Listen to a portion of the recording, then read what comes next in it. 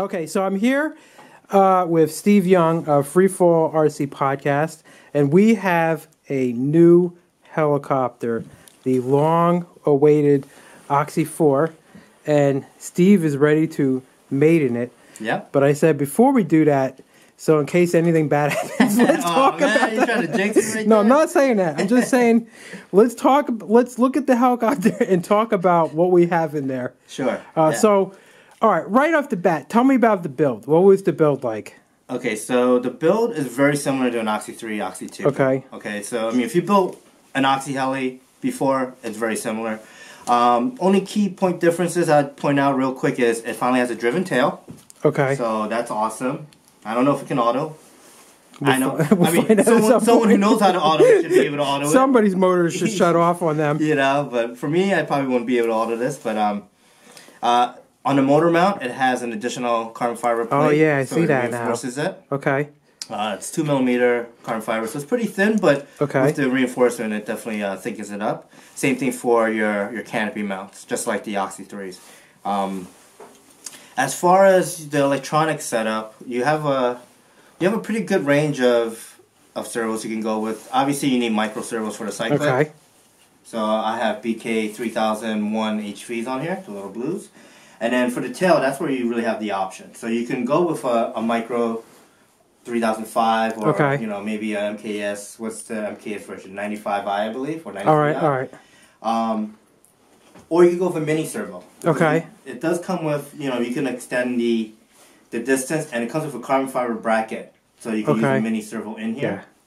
Yeah. From what I've heard from the pro pilots, like Rasmus on Team OXY, it's not needed. Okay. The micro servo has plenty of hold, so that's not really a worry. Now, as far as motor, I went with an Xnova. I love these little red and black Xnova motors. It's a 2618 1860 kV. It's a 10-pole motor. It's going to hopefully give me plenty of power. Just, you know, all the Xnova motors always give me plenty of power, so I can't wait. ESC, I went with a Hobbywing Platinum 60 amp. About a 60 amp is right for that, obviously. 60 amp is probably the biggest you can fit on here. Yeah, because it looks like you can't really fit more in there. Yeah, so it's really narrow. So originally I wanted to put an 80 amp in here. Okay. But I couldn't fit it, so I had to buy the 60. I'm running a Mikado, so V-bar, NEO, and a UI It fits sensor. perfectly in there, it looks like. Yeah, it fits perfectly. It gives you enough room on the side, so there's no rubbing or anything. One thing to note, though, is you can kind of see it better up here. That there are two parts for this tail box, your front tail mount, and there's a little high spot here. So what I ended up doing, just to be on the safe side, is on the bottom, before I put it on, I actually took a hobby knife and just shaved it down a little. Okay. So that way the NEO sits flat. Your fly brows unit sits flat. Okay, you shaved it down a little bit. Yeah, just from the molding process, you know, there's a little high spot here. Just a little bit of flash, that's all. Yeah. Yeah. So you just kind of want to, you know, whichever side you put it on, you just want to shave that down. Okay. Make sure you have a good flat contact. Plenty of room for routing your wires compared to an OXY 3. Obviously, it's bigger. Yeah, it's bigger. It gives you more room. I didn't have to take any of the servo leads off to just snake in all the wires down into there. And then, you know, I just zip tie them all along the frame on the inside here. Has the OXY 2 style landing gears. Okay. So these are 3-part landing gears. Each one of these are separate, and then you have your base plate here. You crash, you break one of these. 3 screws on one side. It loosens up the tension here, and you can pop it off. Put a new one on. 3 screws, tighten them back on. You don't even have to unscrew them all the way. Just loosen the tension, and they pop off, and you can put a new one on. So it's a great design. Let's see. My kit did have some 3D printed parts. Take the battery off. The battery tray is 3D printed. It's actually 3 pieces here. So you have your 3D plate, and each one of these side pieces are 3D printed separately. And then in here you have your they're like hexagon rods that go in there, and that's your mounting point. They also use different types of washers here now, because it's a lifted washer, so these can mount in. Compared to the OXY 3, it's different. It's definitely different. Yeah. It has the same rubber bands, but the OXY 3 had like little hooks coming off of the battery mount tray that it would hook onto, which was fine. It works perfectly well, but if you ever had to like get to the ESC or something or replace something, you had to like pry the frames apart to get it out. This makes it easier. You unbolt these, and then this thing just slides right out. It almost makes me feel like it's bigger heli, so they've been able to put upgrades in there. Yes. Just because you have more space in there, and it's, you know what I'm saying, it's just bigger heli, so you can put these type of upgrades that they probably wanted to put in there. There's definitely more real estate on the helicopter. But the biggest thing I noticed is that Luca took a lot of his knowledge from the OXY 2 and implemented it on this one. So, like the landing gear style. The other thing that was very similar to OXY 2 is your tail pulley drive here. It has a carbon fiber plate to keep the belt down. Which is directly like the OXY 2.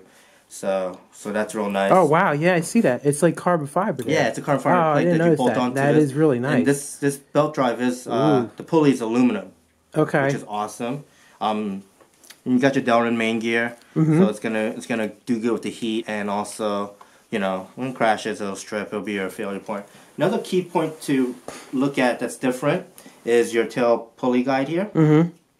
It used to be just like a little U shape that you would just kind of put the tail push rod in, but now it actually hooks on both sides. So there's a hook going one way and then a hook going the other way.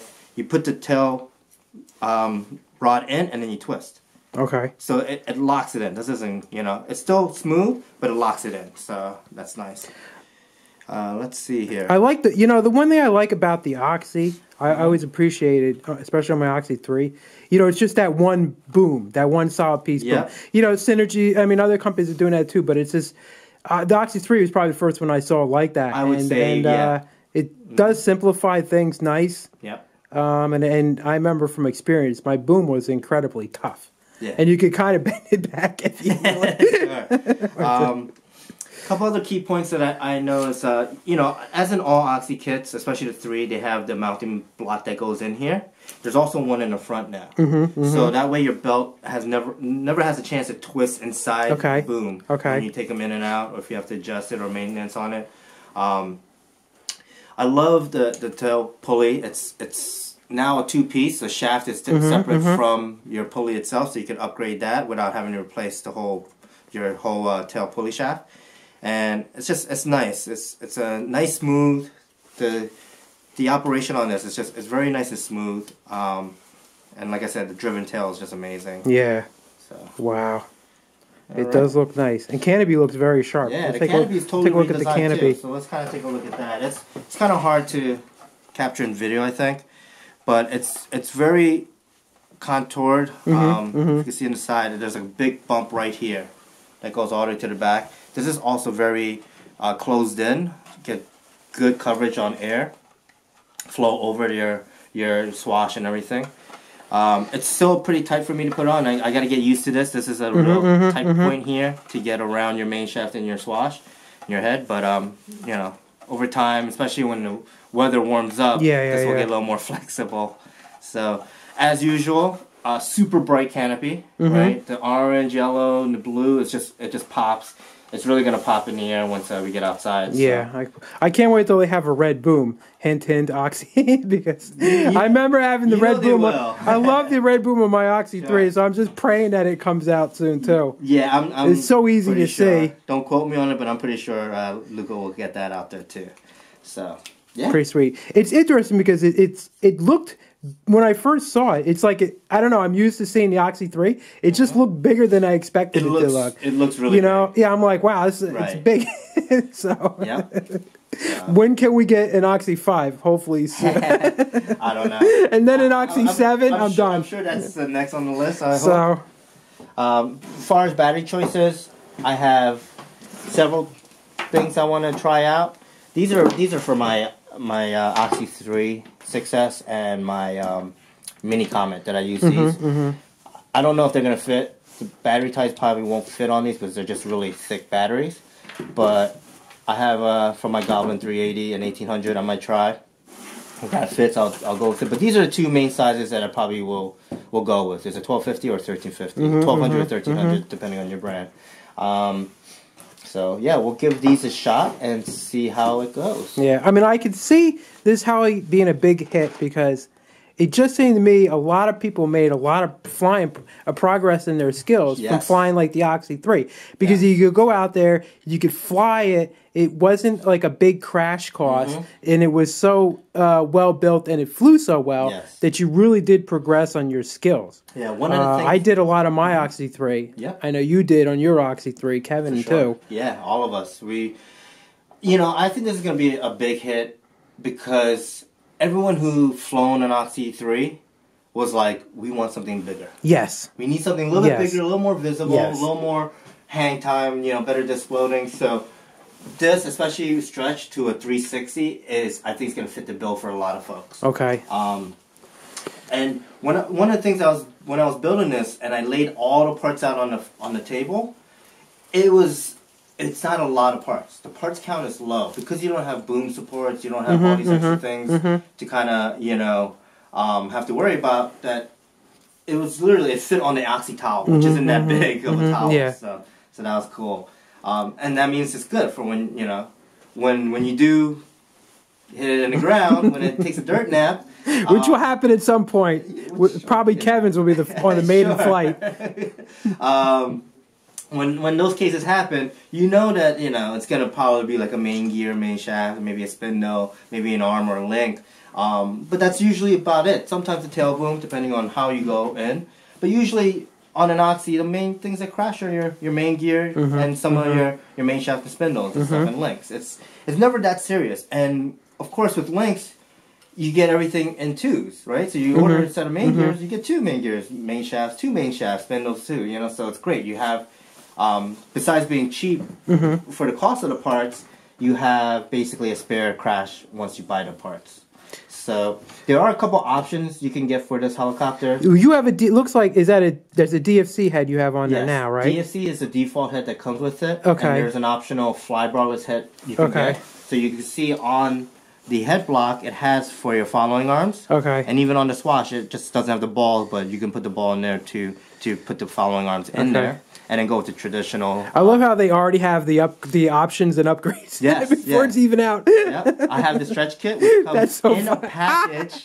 The stretch kit's already out. In a package, Lynx Heli. Is the Tarek version already being produced too? Possibly. You can message Tarek and see if he can let you in on some insight on that.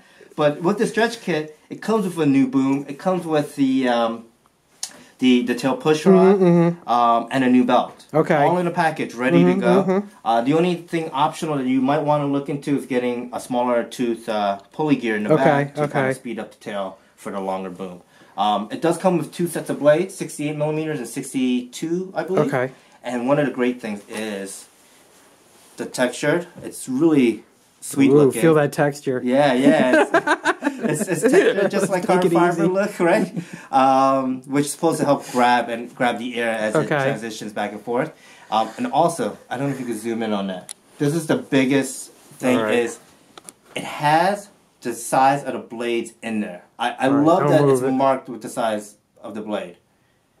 I think we got it. Yeah. Okay. Because a lot of times you have a box full of tail blades, and you're like, what do I got? It's this 68. It's this, So they put the markings right on it, which is great. Just like your mains, right? How many times you guys get mains and you're like, pretty sweet. Yeah. All right. Well, thank you very much. Let's look forward to a successful mating flight.